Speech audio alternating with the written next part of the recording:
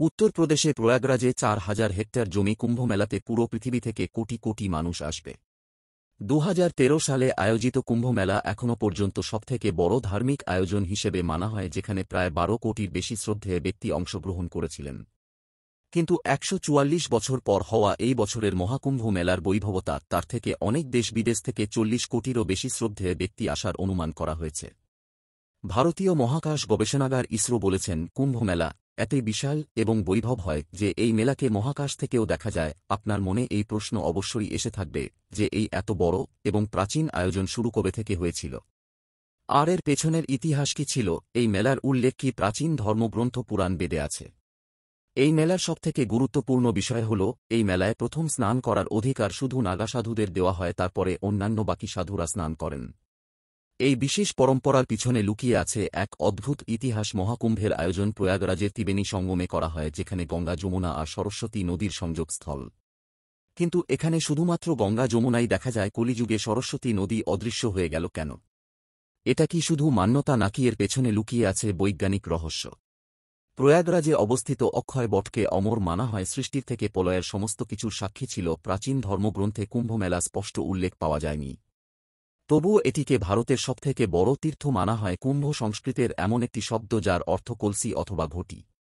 কুম্ভমেলার ইতিহাস বোঝার জন্য আমাদের দুটি পৌরাণিক কাহিনী জানতে হবে। মহাকুম্ভ মেলার প্রথম কাহিনী সর্প এবং গরুর দেবের মধ্যে, যা ঋষি কশ্যপ এবং তার দুই স্ত্রী কদ্রু ও বিনতার সঙ্গে যুক্ত। কদ্রু ও বিনতা দুজন বোন ছিলেন আর ঋষি কশ্যপের স্ত্রী ছিলেন।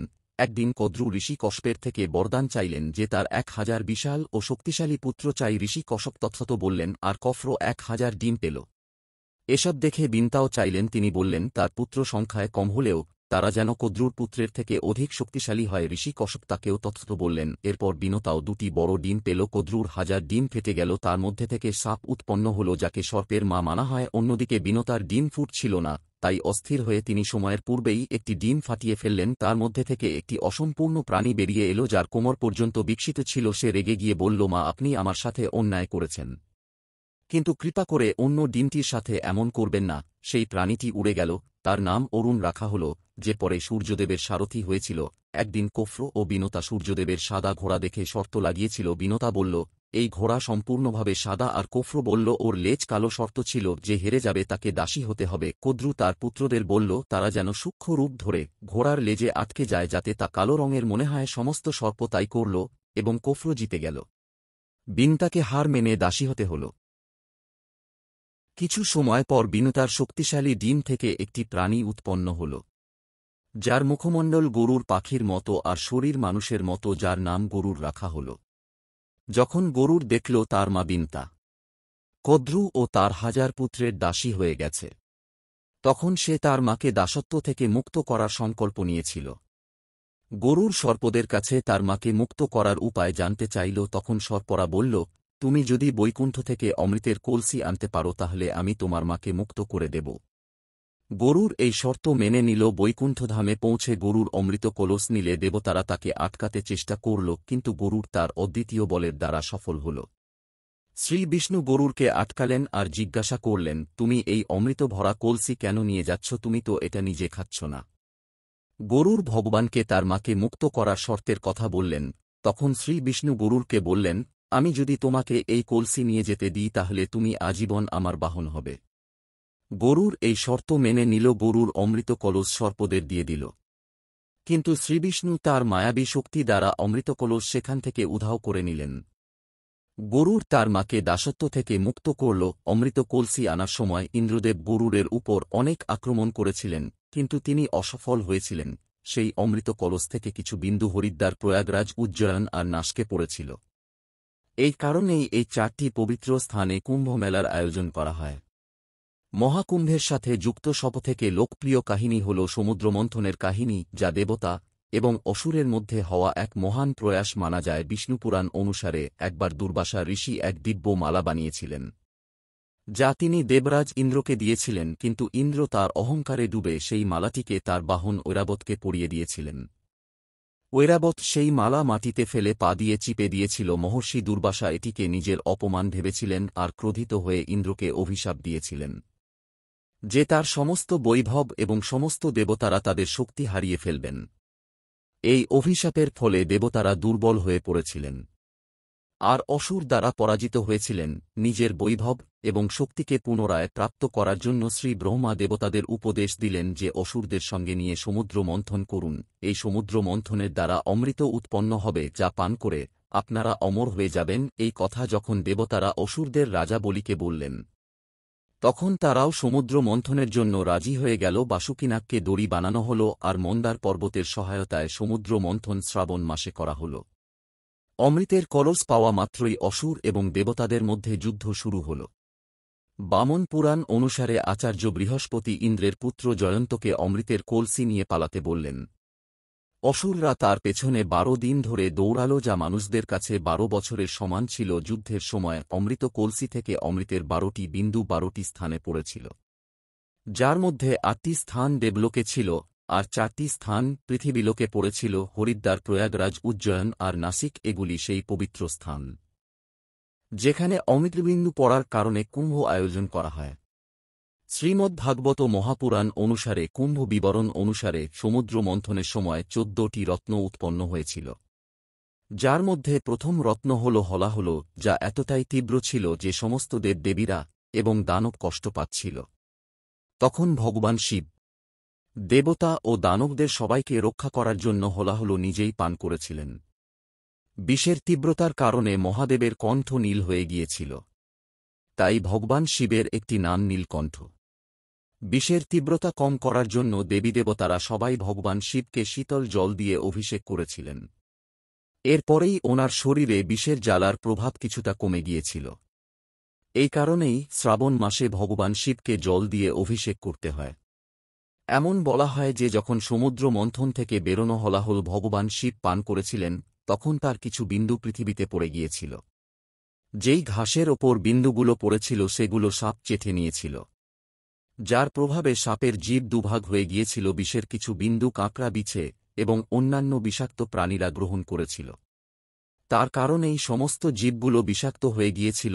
এরপর কামধেনু, কল্পবৃক্ষ, কৌস্তব, মণি, উচ্ছেশ্রবা নামক দিব্য অশ্ব ও ঐরাবত নামের দিব্য গজ, 84,000 অপ্সরা, লক্ষ্মী, চন্দ্রমা, সারাঙ্গ, ধনু, বৈদ্যরাজ, ধনন্তরী, পঞ্চজন্য, শঙ্খ আর অমৃত কুম্ভ বের হল, যাকে ভগবান শ্রী বিষ্ণু মোহিনী রূপে দেবতাদের পান করালেন। এর কিছু বিন্দু হরিদ্বারের গঙ্গা নদী, প্রয়াগরাজের ত্রিবেণী সঙ্গম গঙ্গা, যমুনা ও সরস্বতী, উজ্জয়িনী, শিপ্রা নদী, নাসিকের গোদাবরী নদীতে পড়েছিল, যেখানে অমৃতের বিন্দু পড়েছিল। সেখানে কুম্ভমেলার আয়োজন শুরু হল। প্রয়াগরাজে যেখানে মহাকুম্ভের আয়োজন হয়, সেখানে গঙ্গা আর যমুনার সঙ্গম স্পষ্ট দেখা যায়, কিন্তু সরস্বতী নদী দেখা যায় না। তবু একে ত্রিবেণী সঙ্গম বলা হয়। এবার প্রশ্ন হল, সরস্বতী নদী অদৃশ্য হয়ে গেল কেন? মহাভারতে সরস্বতী নামে 7টি নদীর উল্লেখ পাওয়া গেছে। পুরাণ অনুসারে প্রাচীনকালে সরস্বতী নদী স্বর্ণভূমি দিয়ে বয়ে যেত, কালান্তরেই ভূমির নাম স্বর্ণরাষ্ট্র হয়ে গেল, আর ধীরে ধীরে তা স্বরাষ্ট্র নামে পরিচিত হল।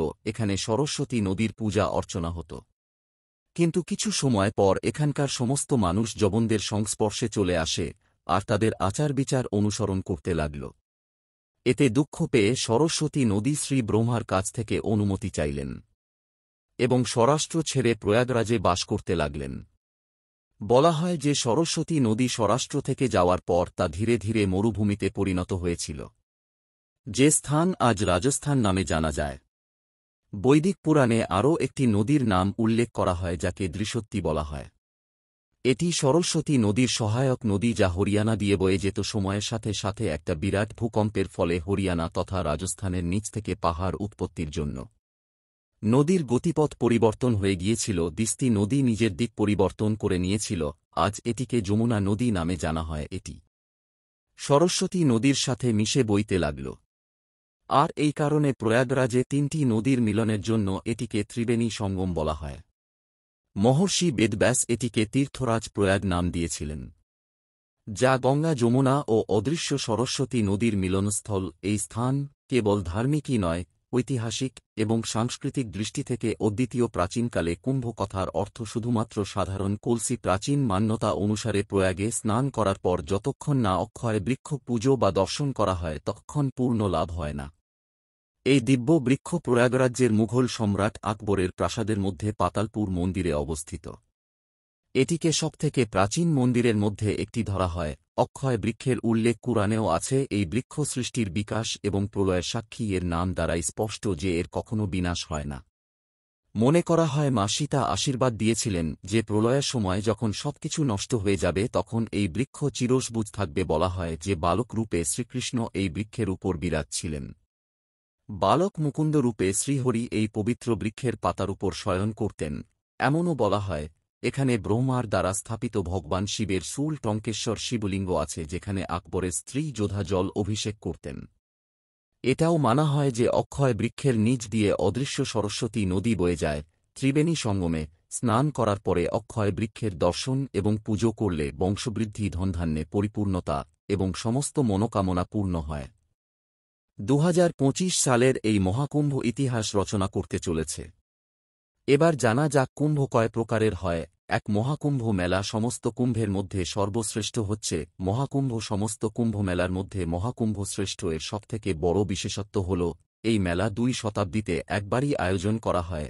144 বছর পর প্রয়াগরাজে মহাকুম্ভের আয়োজন করা হয়। প্রয়াগের পবিত্র ভূমিতে যখন 12টি পূর্ণকুম্ভ সম্পন্ন হয় তখন ত্রিবেণী তীরে মহাকুম্ভের একটি দুর্দান্ত অনুষ্ঠানের আয়োজন করা হয়। 2 পূর্ণকুম্ভ মেলা। পূর্ণকুম্ভ মেলা প্রতি 12 বছরে একবার অনুষ্ঠিত হয়। এটি ভারতের 4টি পবিত্র স্থানে পালিত হয়: প্রয়াগরাজ, হরিদ্বার, নাসিক ও উজ্জয়ন। প্রতি 12 বছরে এই 4টি স্থানে কুম্ভমেলার আয়োজন করা হয়, যেখানে ভক্তরা পবিত্র নদীতে স্নান করেন। 3 অর্ধকুম্ভ মেলা। পূর্ণকুম্ভ মেলার বিপরীতে অর্ধকুম্ভ প্রতি 6 বছর পর পালিত হয়। মাত্র 2টি জায়গায় এর আয়োজন করা হয়, প্রয়াগরাজ এবং হরিদ্বার। অর্ধ মানে অর্ধেক, তাই এটিকে কুম্ভমেলার মধ্যম ঘটনা হিসেবে দেখা হয়। 4 কুম্ভমেলা। কুম্ভমেলা ভারতের 4টি প্রধান স্থানে অনুষ্ঠিত হয়: হরিদ্বার, নাসিক, উজ্জয়িনী ও প্রয়াগরাজ। এ সময় ভক্তরা গঙ্গা, গোদাবরী ও শিপ্রা নদীতে বিশ্বাসে ডুব দেন। প্রয়াগরাজের সঙ্গমে স্নানের বিশেষ তাৎপর্য রয়েছে। এটাই ছিল কুম্ভমেলার প্রকারভেদ এবং তার আয়োজন স্থল। 2025-এ 15 জানুয়ারি থেকে শুরু হওয়া মহাকুম্ভ মেলা 26শে জানুয়ারি অর্থাৎ 45 দিনের জন্য অনুষ্ঠিত হবে। এর থেকেই আপনি আন্দাজ করতে পারবেন এটি পৃথিবীর সবথেকে বড় আয়োজন। আপনি যদি ভারতবর্ষে জন্মগ্রহণ করার সুযোগ পেয়েছেন তাহলে অবশ্যই এই মহাকুম্ভে একবার যাওয়া উচিত। ওখানে আপনি এক অদ্ভুত দিব্য অনুভূতি করতে পারবেন। আজ এই পর্যন্ত, আবার দেখা হবে অন্য ভিডিওতে। সবাইকে ধন্যবাদ।